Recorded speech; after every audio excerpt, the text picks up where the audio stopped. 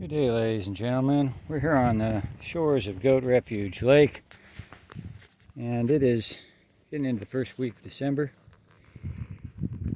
I'm going to be planting a sourwood tree here, young transplant from the woods. For the first time, we're going to be planting out on this sandy plain out here, several acres at this gravel pits that's all nice, sandy, well-drained soil.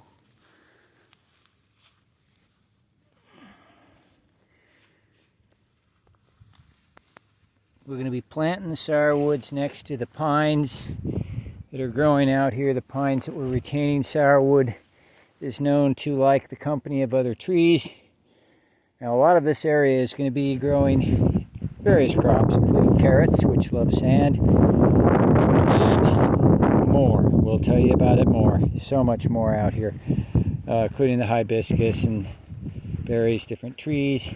But we definitely want some diversity of trees in some concentrated areas here, because there's going to be other areas that are open and growing other crops that need plenty of sunlight here. But where we got these trees, this is where we'll concentrate some of the diversity of the trees. I've got a 3.5 gallon pot that I loaded up with a bunch of compost from the compost pile here. So we'll be putting the tree down in this enriched soil. And we are marking a lot of sourwood trees, many more than we even knew we had. And we're going to be doing air layering here and producing a lot more young trees. So we'll let you know how this goes. Now, this is just one area where we're planting them. Also, that entire bank of the lake down there, of Goat Refuge Lake, the south bank, with all those pine trees growing.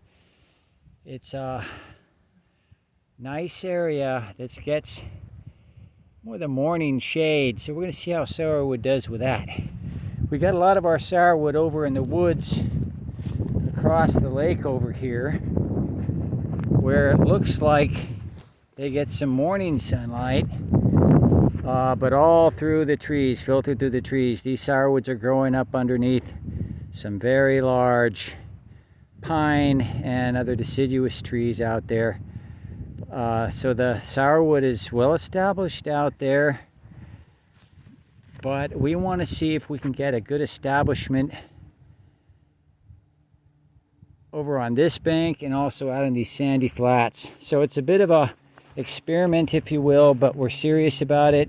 We want to produce lots of honey, lots of blossoms, lots of nectar, and if it just is growing up in the big woods, it's fighting for light and it's growing way up high to get to the light, and we think that we can produce more honey per acre by growing sourwood in a more specialized manner and keep the height of the trees down and maximize the branching and the blossoming and such.